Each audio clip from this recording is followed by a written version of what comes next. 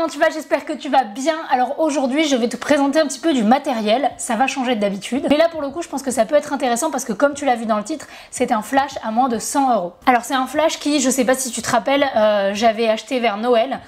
Donc vers décembre 2018, donc j'ai eu un petit peu le temps de le tester et je voulais te faire un retour pour te donner mon avis honnête. Ce n'est absolument pas une vidéo sponsorisée. Donc je voulais faire cette vidéo parce que TMTC, on se connaît, je sais très bien que quand on commence la photo, on n'a pas forcément les moyens de s'acheter du matos pro et donc je voulais quand même présenter un flash entrée de gamme. Là c'est vraiment de l'entrée de gamme, donc le flash seul plus le modifieur de lumière, donc l'Octobox, le tout ça fait 100 €. Et donc je voulais voir un petit peu ce qu'il avait dans le ventre et te le montrer. PS pour tous ceux qui se demandent, ça c'est une petite croûte parce que je me suis brûlée avec mon fer à boucler et du coup maintenant c'est parti et donc du coup ça fait ça. Donc si tu regardes ça pendant toute la vidéo, au moins tu sauras ce que c'est. Il y a beaucoup d'entre vous qui me parlent de photos de studio, de l'envie de faire de la photo de studio, mais de pas avoir les moyens soit de louer un studio, soit d'acheter le matériel.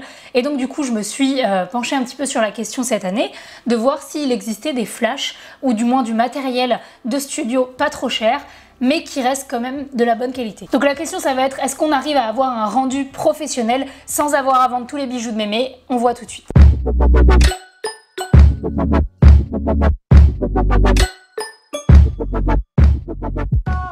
Donc le flash que je vais te présenter, c'est le flash Neewer qui est le N300W, donc c'est 300 watts tout simplement.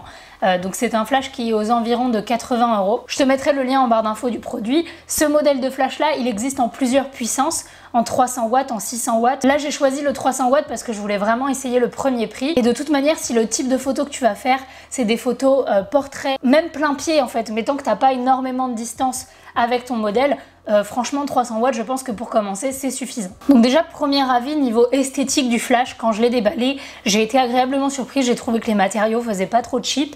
Donc c'est en aluminium je crois, mais c'est relativement léger, facile à porter. Et ça fait quand même solide, ça fait pas vraiment trop cheap. Même au niveau des boutons etc, l'ergonomie je la trouvais sympa, c'était simple à comprendre. Il y avait ce dont on avait besoin, c'est-à-dire de pouvoir changer les puissances, de pouvoir changer le mode. Il n'y a pas possibilité de changer de canal par contre si on a plusieurs récepteurs.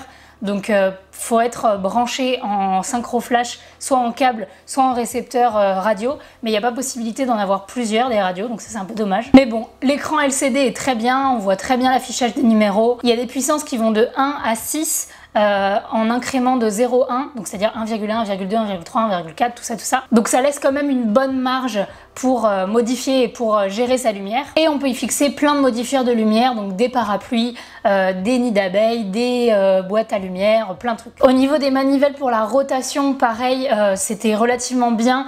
Peut-être un petit peu basse qualité parce que j'ai peur qu'avec le temps ça s'abîme, mais pour l'instant ça tenait très bien. Par contre attention, il n'est pas vendu avec trépied, donc il faut avoir un trépied pour le fixer dessus. Donc ça c'est à penser et ça aurait été bien de le préciser. Pour le temps de recharge entre les déclenchements, c'était aussi relativement correct, c'est entre 0,3 et 0,8 secondes.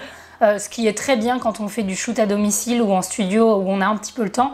Par contre, si on veut faire vraiment de la mode où on doit bombarder, c'est peut-être un petit peu lent, mais bon, moi en tout cas, j'ai pas été gênée par ça personnellement. Après, si t'es un grand malade et que tu bombardes en photo, ça peut poser problème. Donc voilà à quoi ressemble le flash quand il est monté avec l'Octobox autour et que tout est fermé. Là je vais te montrer un petit peu, j'ai fait quelques photos en autoportrait juste dans mon salon pour te montrer rapidement le rendu. Donc le flash était à peu près 1 mètre de moi avec la boîte Octobox. Donc voilà à quoi ça ressemble du point de vue du modèle. Je te mettrai aussi l'Octobox en barre d'infos. Et là mon éclairage pour aujourd'hui, si tu voulais savoir, c'était l'Octobox et un réflecteur que je tenais en bas de mon visage. Voilà donc le rendu final, franchement je suis hyper contente du résultat, je trouve que ça fait très professionnel. N'hésite pas à me donner toi ton avis dans les commentaires. Et donc voilà, merci d'avoir regardé cette vidéo, j'espère que ça t'a été utile, je te laisse les liens en barre d'infos. Et moi comme d'habitude, je te fais des bisous, ciao!